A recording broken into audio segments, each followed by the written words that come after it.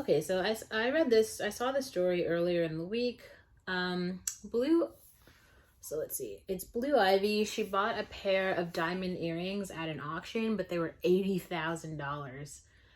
Beyonce and Jay Z's daughter previously found herself in a bidding war with Tyler Perry when she was just 6 years old over a painting of a young Sidney Poitier.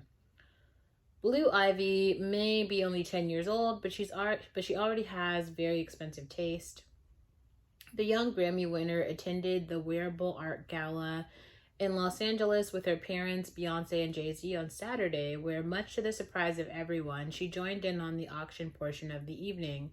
In a clip shared on Quinta Bronson's Instagram stories, Blue bids $80,000 on a pair of Lorraine Schwartz diamond earrings, much to the shock of her grandmother, Tina Knowles, and Kiki Palmer, who were emceeing the evening and stared back at the child open-mouthed from where they were leading the auction on stage.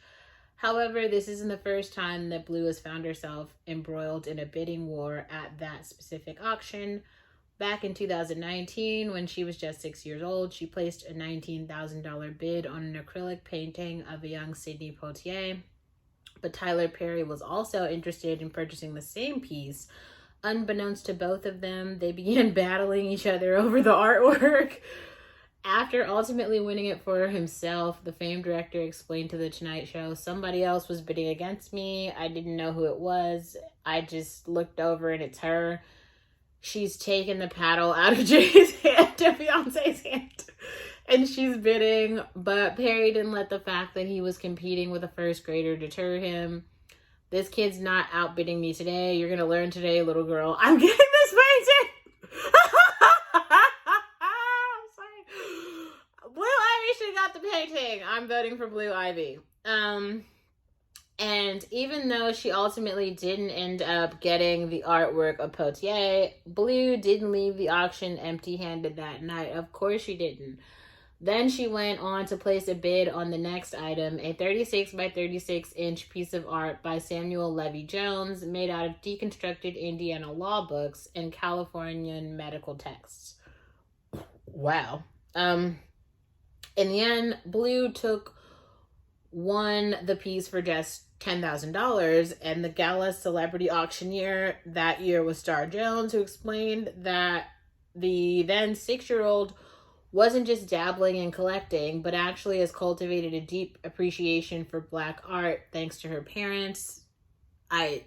Yes, Beyonce has this renounced appreciation for Black high art that I feel like a lot of people are sleeping on. Like, all of the art critics who continue to cover her pieces fail to really explore all of the art history and really like cultural references from Black American and then African heritage that she puts into her pieces.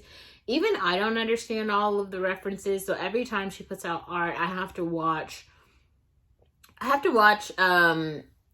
critiques from around the diaspora. Like, I have to go watch Haitian people review the art. They're typically critical because they feel like she's culturally appropriating a lot of the time.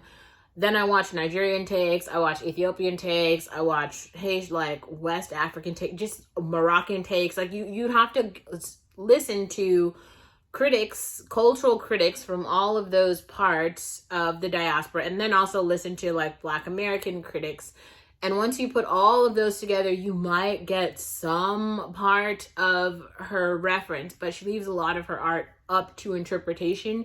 Even though the teams that are putting this art together, every piece has meaning, down to like the lace shoe that she wore. It has a meaning and some sort of high art space, because Beyonce is really that bitch. Like, a lot of y'all slept on Formation, but she literally made a song like saying, "Hey women, we need to get information." That's what the song was, but it was also a reference to Hurricane Katrina and police brutality, but whatever.